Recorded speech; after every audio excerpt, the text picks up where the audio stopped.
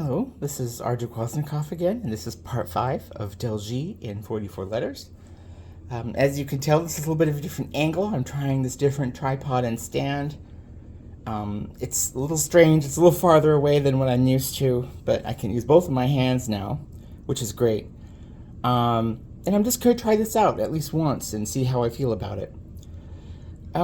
When I was planning this part, I realized that it's a little bit of a review because this next letter relates to some of the things that we've been talking about already with Del and Ang, Ben, and Chi. And the fifth letter is sort of like Chi because it's a CH, but it's a glottalized CH. So today we're going to get glottalized, punk. And Dena'ina has, as well as many other languages in this part of the world, a lot of glottalized consonants, and they're not the same as taking this independent glottal stop and adding it on the end of another consonant, and I'll kind of explain that to you why shortly. But in Dena'ina, they're very interesting because they almost, when they're at the beginning of a lot of nouns, for example, they almost infer that they're a type of article, like saying the or a or an, but not really, because they cook an article into some other root, and then that becomes a base or root word itself. So it's like a root within a root. And a glottalized consonant is how a lot of those words start. So there'll be like some abstract root, but then you'll add on a glottalized consonant, and it becomes its own word that has a different context and feeling. Maybe it'll change from an abstract to a physical, or a physical word to an abstract concept. But without getting too much into that, because language is complicated, we'll try to stick to why this exists and its use in this case. So the letter I'm talking about is called Ch'u, and that sound that you heard, that little pause after the CH instead of fully saying Chu, is Ch'u, and that's that cooked in glottalization.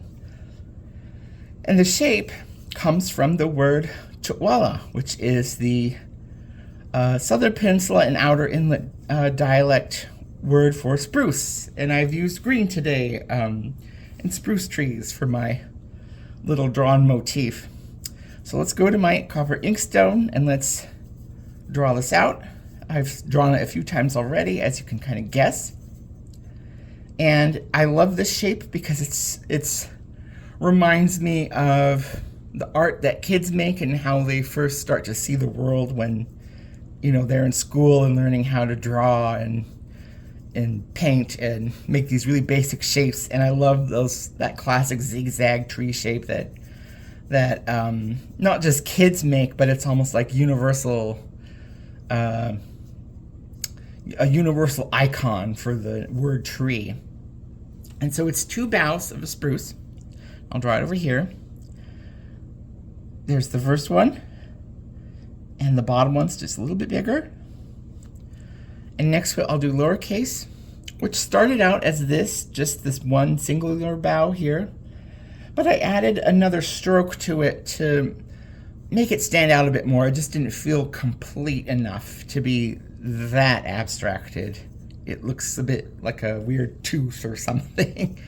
So I added a third stroke implying the start of the second bow, like a very cool looking letter S. So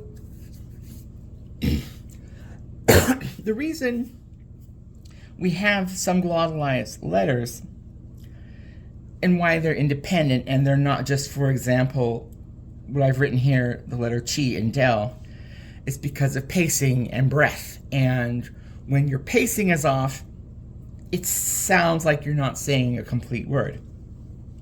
So this middle word here is the word Ch'wala itself. And I'll talk about why I have these two other versions here in a minute. But let's say, for example, I wanted to spell this chi and del, which would just be ch and then the independent glottal stop. So, actually, I'll use my green pen to be shorter. Let's finish this off. Chi, del, and then I'll finish out the capital letters of wala. So you'll see what I mean if I try to read this. I'll say ch, wala.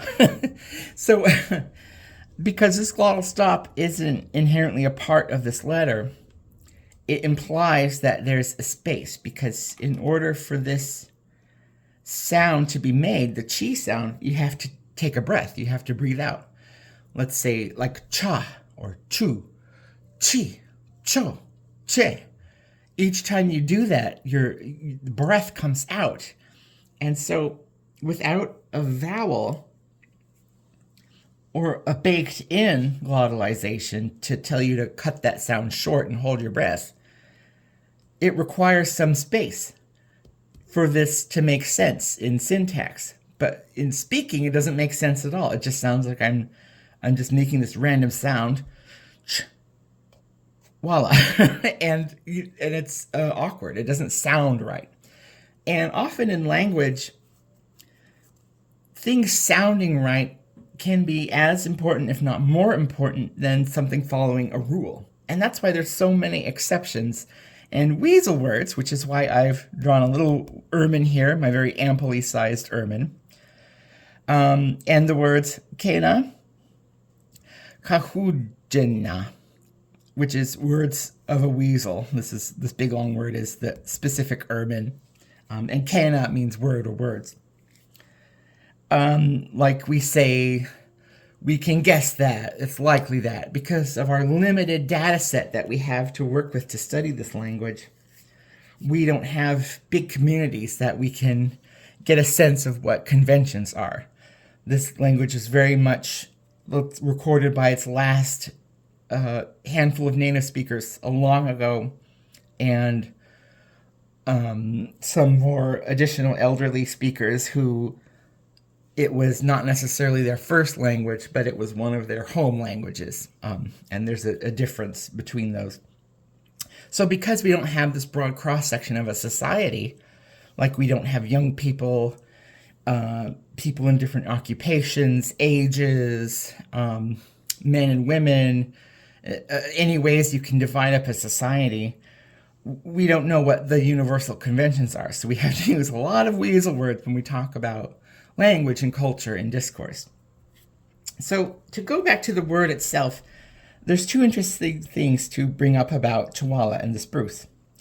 One is, like when we were talking about Ben, this is yet another shift of that V and B, where in this case, locally in this region, it turned into a W, or a labial glide, which is what you call a W sound in phonetics. And so we have the labial glide here, Chawala. To our north, we have that B sound in the northern Cook Inlet region, Matsu region, it's Chawbala. And in the far west, on the western slopes and highlands across the Alaskan Aleutian ranges, they use that V sound, Chavala. So the three largest, kind of most known language areas for the Dena'ina language, each has a very different variation on this very broadly known and iconic tree that absolutely fills up everywhere in this landscape. So even though this is a very base word and of something that is so incredibly common, there's three distinct ways to say it depending on where you are. And I think that's a really good and fun illustration. And another thing that's really important about Chawala, the word, and spruce trees in general, is it gives me a chance to talk about plural words for a bit. Because like a lot of languages in this part of the world, and there's many universally, when we want to talk about there being more than one of something, or plural version, there is no letter or suffix that we add on to a word to make that known. We have to communicate that there's more than one of something through context. And one of those ways to do that, in this case, because we're talking about a tree, is the word te, which I've written here, which is like a type of place or something that consists of something. So when you say chawala te, could put those two words together in one phrase, you're talking about a place of spruce. And that lets people know you're kind of talking about a spruce tree forest. But there's another way that we can imply pluralization. We can use a number, and maybe at some point I'll discuss numbers if I feel so motivated. So you can say 1 chawala, 2 chawala, 3 chawala. A bit like the song, 1 potato, 2 potato, 3 potato, 4. That makes total sense in Dena'ina. And that lets you know you're talking about a specific number of trees. But if you were to just go up to somebody, let's say you're standing next to 2 trees that are decorated. Let's say they're doing Christmas trees or something. And you gesture to the trees and you say, oh, what beautiful chawala. Because there's 2 decorated trees there, that person you're talking to, if they're speaking the same language, they will understand and assume you're talking about both of them. Because unless you've specifically highlighted one before in your conversation, they can't tell the difference between those 2. So they're going to say thank you, and they'll assume you're talking about both trees. So unless you specify to the context of your conversation, have some kind of modifying word like a number, or some type of collective noun that implies that it's a part of a whole, like te, people are not going to really know the difference. They're just going to assume, if with no other reference point, either in previous conversation or in front of you in your presence, they'll probably just assume talking about one tree. And over here, it's a little weird drawing I did of a piece of spruce with some goopy spruce. We call it sap, but I think it's technically either a resin or it's called in a lot of these older books pitch. And it's one of the things I like about spruce, just from a personal story point, because although this hasn't happened to me, this has happened to people like my parents and people before them, where some of the few things they've learned of traditional use over time is that this sticky spruce stuff, it looks a bit like a clearer honey. Not only is it used as a type of adhesive in the past, between textiles and wood, but people would chew it like it was chewing gum. And so very often, I'm not sure how many kids this happens to nowadays, but it used to happen to kids in the past. They would learn about this idea and think it's so cool and interesting, and then they would prepare it and actually chew it, and it would end up not tasting that great unless somebody actually put some additives in it, some kind of sweetener or something. It just tastes like taking a big old bite out of a tree, but really sticky. Not that pleasant. And so that type of pitch or sap is called ja, and I wrote that here for fun. So yeah, this letter, chu, it kind of combines glottalization that we learned about from the letter del. We talked about a little bit about the use connected to vowels through that sound logic. We talked about the B's and the V's and the shifts between the different dialect areas that we did with Ben. And we learned why it's its own letter, and it's not just a del added on to chi. It's its own independent shape and form. And so that's the 5th letter, and I hope you will join me for the next one. Thank you very much.